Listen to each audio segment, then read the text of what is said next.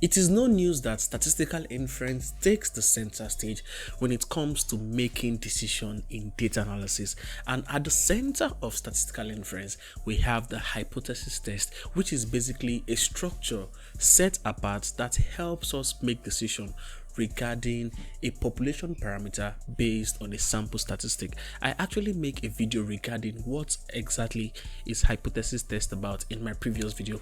I would like you to check that video out because it is really a very detailed video. Now, at the center of hypothesis test, there is this single number that is very important in making decision.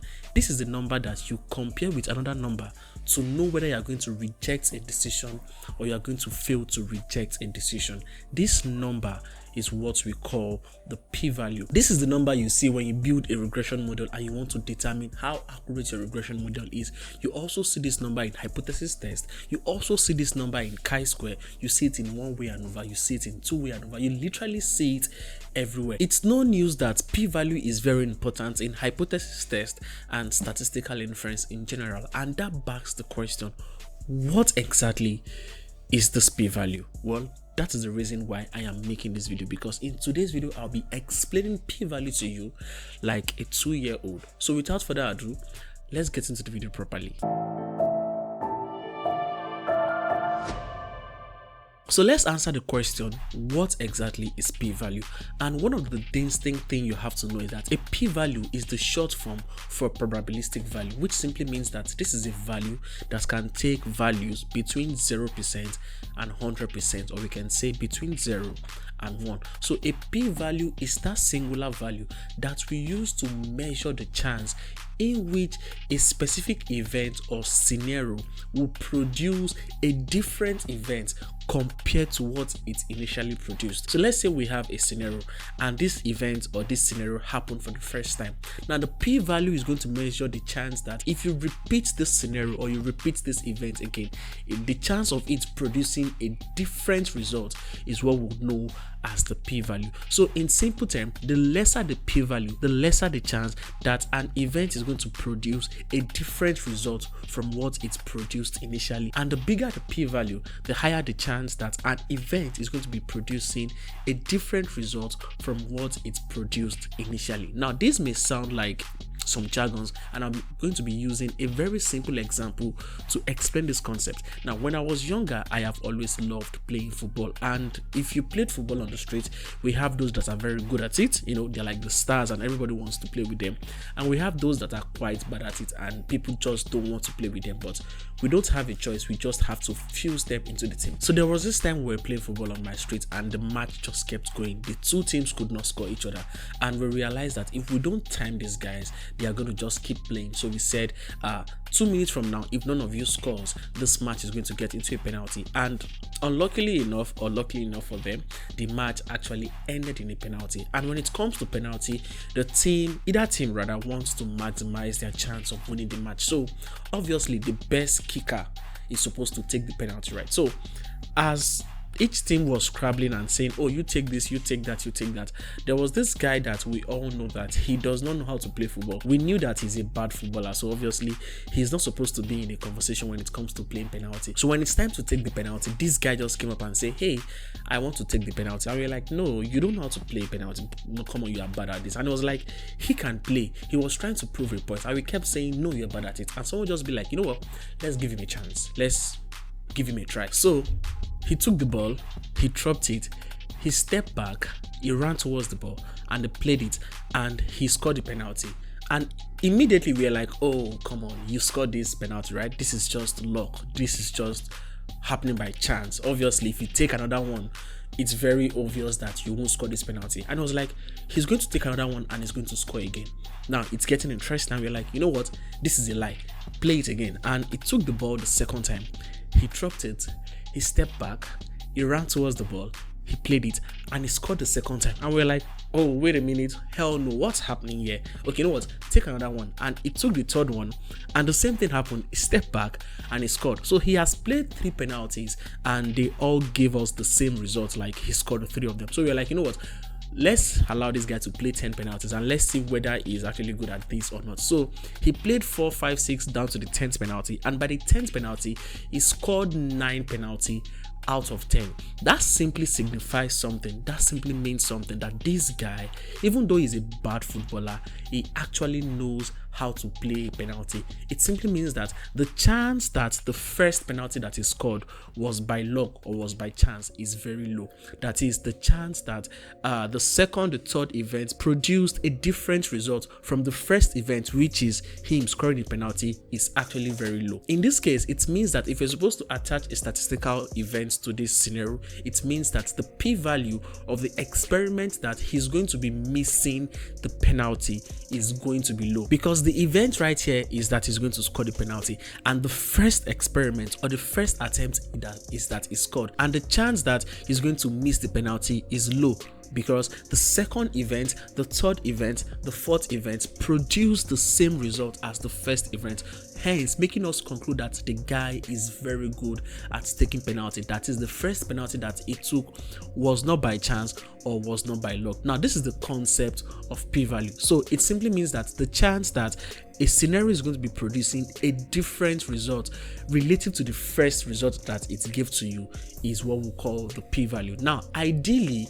the value that we want for our p-value is supposed to be 0%, that is 0, meaning we want to have a 0 chance that an experiment or a scenario is going to produce a different result, but it's never possible. But we can have very low p-value. Now, if I have a p-value of 1% regarding a scenario or a statistical event, simply means that there is a 1% chance that the event is going to be producing an outcome that is different from the first result. Now, I think I've been able to paint a picture for you right now, because the higher the p-value, the higher the chance that that event you're talking about actually occurred by luck. That is, the higher the chance that the second, the third, the fourth event is going to be producing a different result compared to the first event. That's just it. Now, how do we use the p-value to actually make decision, and why is it so important in the whole of hypothesis test and statistical inference in general? You see, when it comes to decision making in hypothesis test, we have what we call the decision rule, and this is where we compare the p-value with what we call the level of significance. Now, this is the decision rule right here. If your p-value is more than your level of significance, we actually fail to reject the null hypothesis. It simply means that there is a higher chance that your result is just by luck or your result is just by chance, hence making us conclude that your test or whatever thing you're doing is not significant. Now, if your p-value is lesser than your level of significance, that is, your p-value is something around 1% or less than 1%, it simply means that you are going to reject the null hypothesis and conclude that your result or the test you are working on is very significant. So that simply means that there is a very small chance that the experiment or the scenario is going to be producing a different result relative to what it initially produced. Now, the level of significance is something that we pay attention to also in statistics and data analytics, and I'll be making a separate video for that. But when it comes to hypothesis test, we basically use 3 values of level of significance. Is either we use 5%, which is like the standard value or the default value, we use 1%, or we use 10%. Now, whenever you are making analysis or research based on fields that are very sensitive, fields that if you make a silly mistake, it can have a significant effect on lives of people, we use a very small level of significance. By using a very small level of significance, it simply means that you need a very small p-value for you to be able to reject the null hypothesis for your test to be significant. So your alpha level is going to be pushing your p-value. Once you have a very low p-value, it simply means that